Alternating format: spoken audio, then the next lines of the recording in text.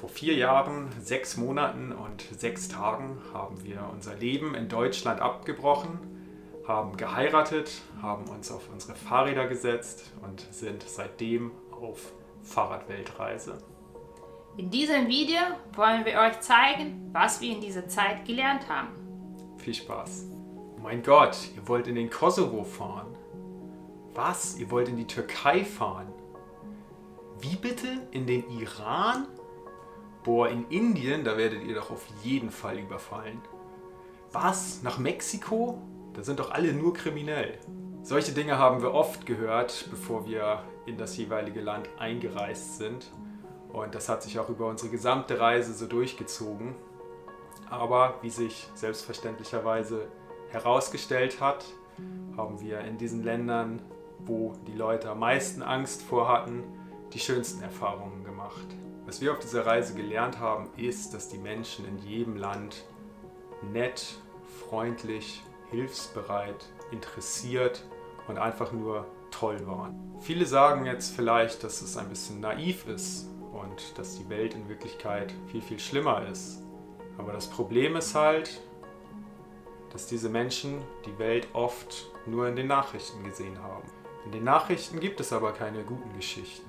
Es wird immer nur vom Leid und von schlimmen Einzelfällen berichtet. Das Problem dabei ist, dass wir mit täglichem Konsum dieser Medien darauf konditioniert werden, dass es in der Welt einfach nur schlecht aussieht. Wir haben auf unserer Reise eine ganz andere Erfahrung gemacht. Wir haben gesehen und gefühlt am eigenen Leib, wie toll und hilfsbereit die Menschen sind.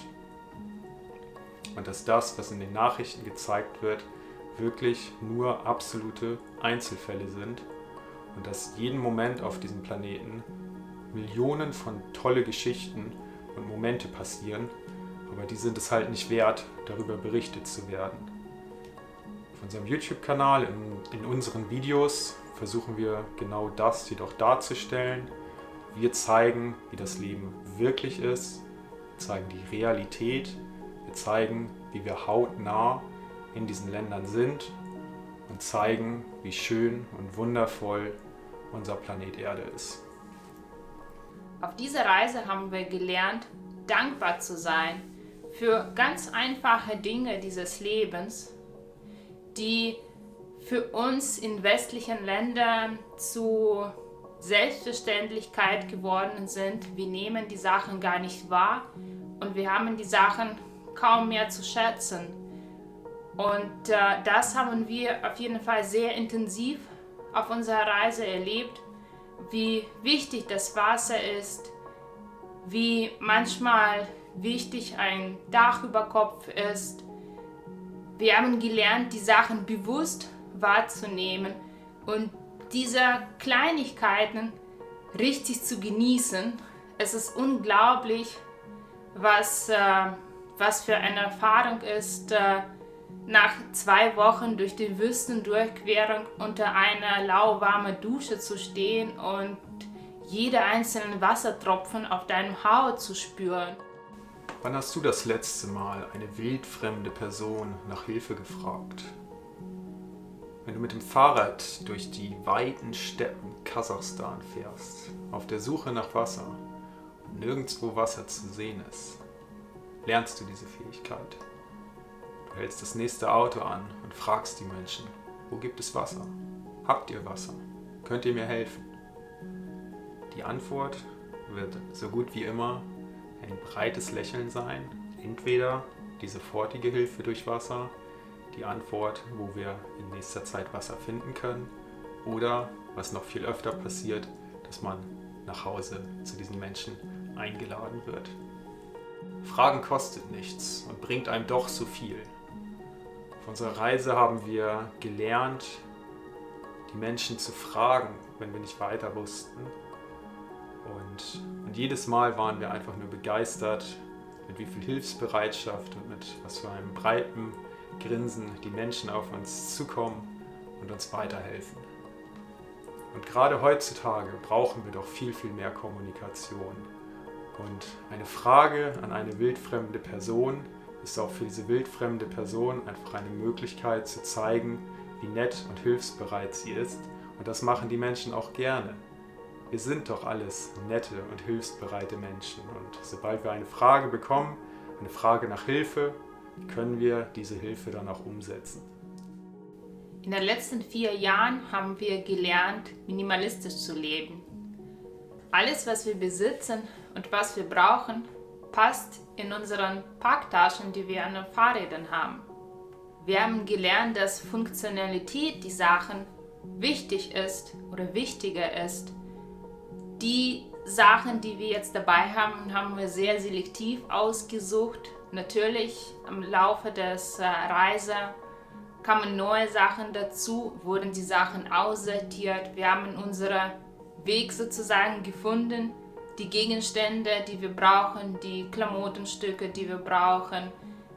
Es wurde an gewissen Lebenssituationen oder Ländern angepasst. Aber wir haben auf jeden Fall gelernt, dass mit den kleinen Sachen, die wir haben, unsere ganze Zuhause aufbauen zu können, uns leckere Mahlzeiten zu kochen, uns warm anziehen zu können oder vom Regen zu schützen. Auch für die Seele ist natürlich was dabei, ein Buch oder Malsachen.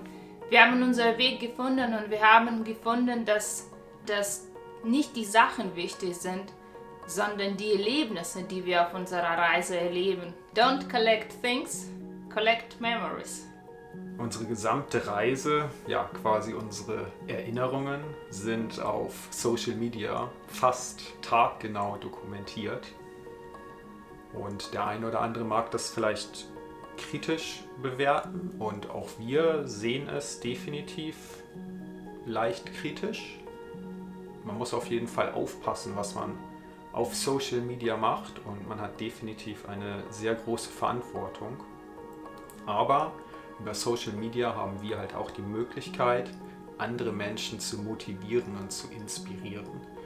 Und durch das Teilen unserer Fahrradweltreise auf Social Media haben wir halt die Möglichkeit, Menschen zu zeigen, dass alles möglich ist, dass es sogar heutzutage möglich ist, mit dem Fahrrad um die Welt zu fahren und ein Leben so zu leben, wie man es sich vorstellt und wirklich seine Wünsche und Träume auszuleben. Dadurch haben wir sehr, sehr viele Möglichkeiten, Gutes zu tun auf unserer Welt und die Nachrichten und E-Mails, die wir zum Teil bekommen oder die wir fast täglich bekommen, spiegeln diese Möglichkeiten wider, denn wir bekommen so wundervolle Nachrichten von Menschen, die sagen, dass sie durch uns, durch unsere Hilfe es auch geschafft haben, ihre eigene Radreise zu machen, es auch geschafft haben, ihre eigenen Träume und Wünsche zu verwirklichen und uns einfach so dankbar dafür sind, dass wir unsere Erlebnisse und Informationen auf Social Media teilen. Und das ist einfach eine ganz tolle Erkenntnis, dass wir in der Welt halt wirklich was Großes bewegen können durch diese Fahrradweltreise und andere Menschen dazu inspirieren können, auch ihre Träume und Wünsche zu leben. Und wenn man den Wunsch danach hat, dann kann es jeder machen. Es ist unglaublich, was unser Körper alles kann, was für eine Ausdauer man hat, was für Kräfte man auf einmal auf sich findet, wenn man motiviert ist und wenn man sich Zeit für gewisse Sachen lässt. Manchmal stehst du ganz unten und siehst den Serpentin, der sich nach oben zieht und du denkst, niemals wirst du da ankommen können. Wie würdest du das nur mit dem schweren Fahrrad, so klein wie du bist, das schaffen? Ein paar Stunden später stehst du stolz da drauf und guckst nach unten, wo du standst und dir niemals gedacht hast, dass du das machen kannst. Aber das Beste ist, du kannst alles. Du musst nur an dich glauben, an deinen Körper glauben, an deinen Geist glauben, dir genug Zeit lassen und dann schaffst du alles. Auch für unsere Beziehung haben wir festgestellt, dass es viel bringt, wenn man in einem Team arbeitet, wenn man aufeinander hört und miteinander spricht. Das haben wir gelernt, wenn wir 7 Tage die Woche, 24 Stunden zusammen verbringen, wie wir in unterschiedliche Situationen ticken. Wir haben gelernt, wie man miteinander in solchen Situationen umgeht. Und das finde ich sehr, sehr wertvoll. Und das zeigt, dass man in jeder Situation dann einfach zusammenarbeitet und dann alles zusammen schafft. Aber leider bin ich ja jetzt schon zu alt dafür. Wenn ich noch mal so jung wäre wie ihr, dann hätte ich auch die Zeit dafür, so eine Reise zu machen. Aber jetzt ist es einfach zu spät für Veränderung. Und solche Kommentare bekommen wir auch oft. Und unserer Meinung nach ist es nie zu spät für eine Veränderung. Denn das ganze Leben ist Veränderung. Das Leben ist keine Konstante. Zu jedem Moment in unserem Leben findet eine Veränderung statt. Das Problem ist, dass wir oft in einer Routine leben und in dieser Routine die Veränderungen nicht sofort sichtbar sind. Diese Routine zwingt uns dazu, jeden Tag zur Arbeit zu gehen, jeden Tag einen Job zu machen, der uns möglicherweise nicht gefällt, jeden Tag in eine Wohnung zu leben, die uns möglicherweise nicht gefällt. Aber das Ausbrechen aus dieser Routine ist halt extrem schwierig.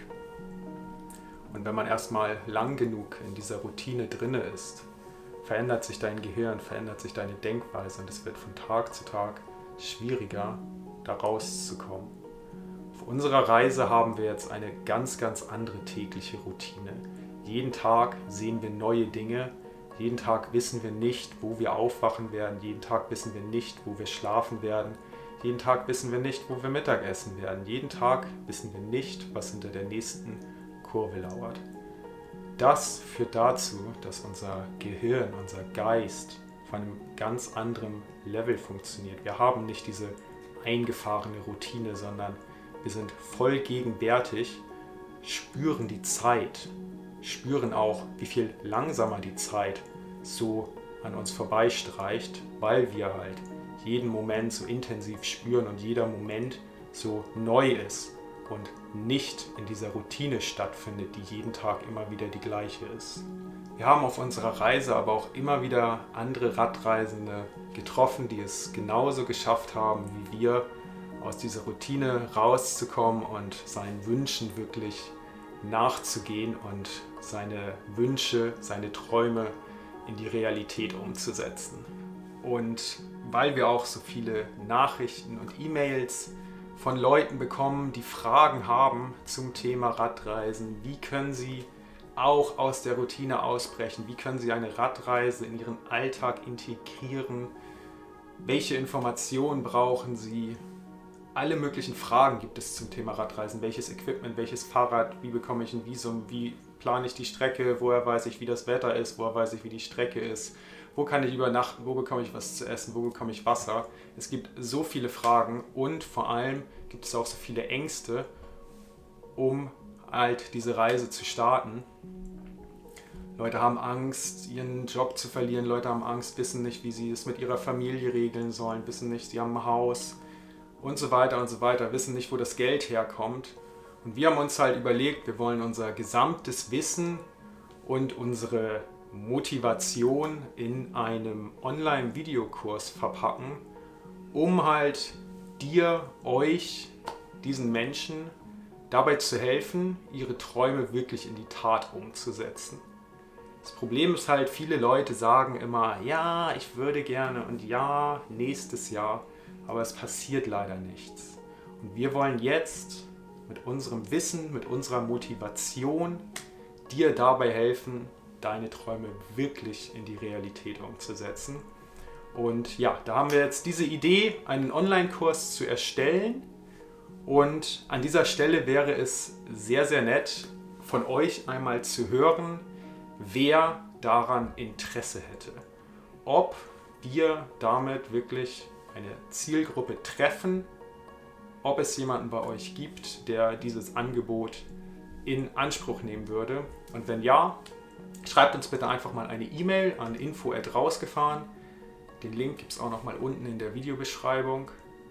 Und dann sehen wir weiter, ob wir das Ganze in die Realität umsetzen können.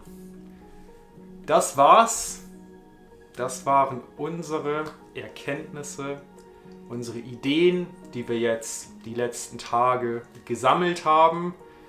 Wahrscheinlich nicht komplett, wahrscheinlich würden wir in einem halben Jahr wieder ein bisschen was anderes erzählen, aber das ist so, ich sag mal, eine Momentaufnahme der Dinge, die wir in den letzten 4 Jahren, 6 Monaten und 6 Tagen auf Fahrradweltreise gelernt haben. Danke, dass ihr dabei wart.